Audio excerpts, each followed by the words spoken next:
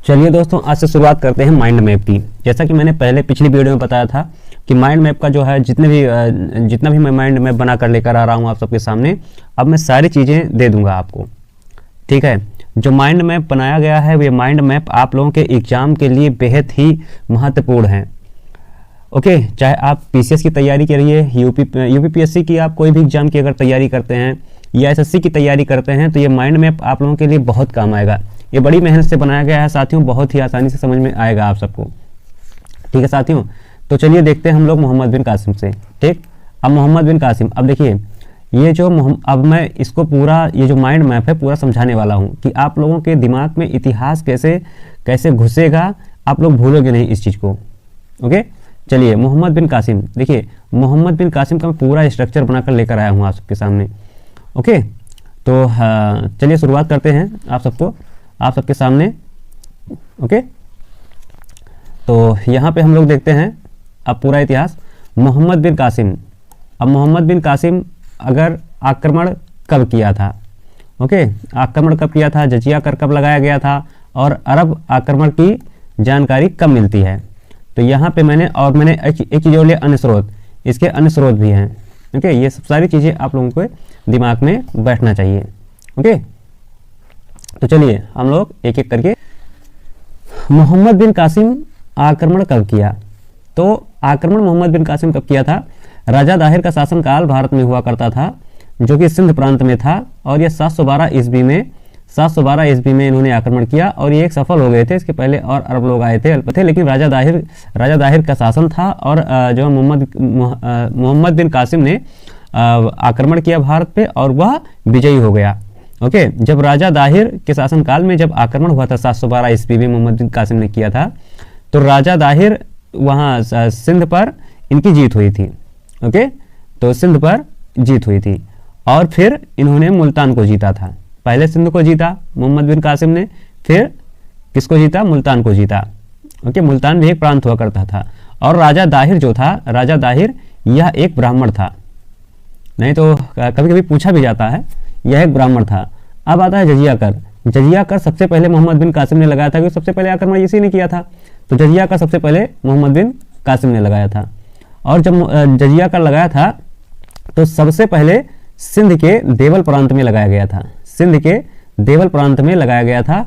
और यह जो जजिया कर हुआ करता था यह एक धार्मिक टैक्स था, यह एक धार्मिक कर था। कर लगाने वाले का कर्म जो कालानुक्रम है, तो यहाँ पे हम लोग इसको देखते हैं। और फिर जजिया कर को समाप्त किसने किया था, तो जजिया कर को अकबर ने समाप्त किया था 1564 ईस्वी में। और यहाँ पे जजिया कर लगाने वाले के लिए कालानुक्रम, ये जो इतिहास है, कभी कभी क्या होता है कि पूछा जाता है आपका पीसीएस वगैरह में, आरओ में, यूपी आरओ के एग्जाम में, बीपीएससी में, तो बहुत सारे ऐसी जगहों पर पूछा जाता है। ठीक है, तो यहाँ देखिए सबसे पहले मोहम्मद बिन कासिम ने लगाया था, फिर फिरोज तुगलक ने लगाया था और फिर सिकंदर लोदी ने लगाया था। ठीक है, और फिरोज तुगलक ये एक ऐसा शासक था जो ब्राह्मणों पर भी जजिया कर लगाया था, ब्राह्मण पे भी जजिया कर लगाया था। ओके, जजिया कर को समाप्त करने वाला कौन था सबसे पहले, अकबर 1564 ईस्वी में जजिया कर को इन्होंने समाप्त कर दिया था। ओके, अरब आक्रमण की जानकारी कहाँ मिलती है, तो ये चचनामा एक ग्रंथ हुआ करता था, फारसी भाषा में लिखा गया था और ये बिलादुरी जो है एक किताब थी, ये जो है ये कृत थी, तो वो इसमें मिलता है। ठीक है, अरबों की आक्रमण की जानकारी मिलती है। ओके, अच्छा, यहाँ पे जो अन्य स्रोत में मैंने लिखा हूँ, मोहम्मद बिन कासिम जो था, जो अरबी आक्रमणकारी था, उसका उद्देश्य क्या था। ठीक है, उद्देश्य था इनका लूटपाट करना, इस्लाम धर्म का प्रचार करना।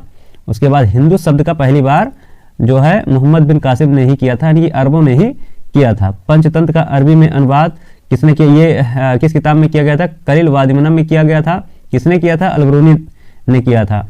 और यहाँ दिरहम सिक्के चलाए गए थे और खजूर की पहली बार खेती हुई।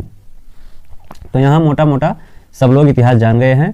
ओके, ये पीडीएफ आपको चाहिए तो हम टेलीग्राम चैनल बना देंगे, उस पर सारी पीडीएफ आपको मिल जाएगी। ओके, अब यहाँ पे देखिए जो मैंने ये माइंड मैप बना कर रखा है, जो मैं माइंड मैप दे रहा हूँ, ये इतिहास याद करने में आप लोगों को बहुत सरलता महसूस होगी। आप लोगों का अगर एग्जाम 10 या 15 दिन लगा हुआ है, आप आप कोई भी किताब से आप पढ़ते रहिए, कोई दिक्कत नहीं है। कोई भी किताब आप लीजिए, जो भी किताब तुम्हें समझ में आती है, चाहे लुसेंट हुआ, चाहे घटना चक्र हुआ, जो भी किताब समझ में आ रही है आप लोग किताब पढ़िए उसको। मैं ये नहीं कह रहा हूँ कि यहाँ इसी चैनल पर आकर पढ़िए आप तो जो है सक्सेस होंगे, मैं ऐसा कभी नहीं कह रहा हूँ। आप लोग कहीं से भी पढ़ रहे हैं, कहीं से भी पढ़िए, लेकिन जब कुछ दिन एग्जाम रह जाएगा तो आप पूरी मोटी मोटी किताब तो पढ़ नहीं पाएंगे। जब मोटी मोटी किताब नहीं पढ़ पाएंगे तो क्विक रिवीजन के लिए, कि जल्दी से मुझे रिवीजन हो जाए, इसके लिए मैं माइंड मैप बना रहा हूँ। और हर एक जो है सिलेबस का मैं माइंड मैप दूंगा, कि ताकि आप लोग अच्छे से जो है चीज़ों को समझ सकें।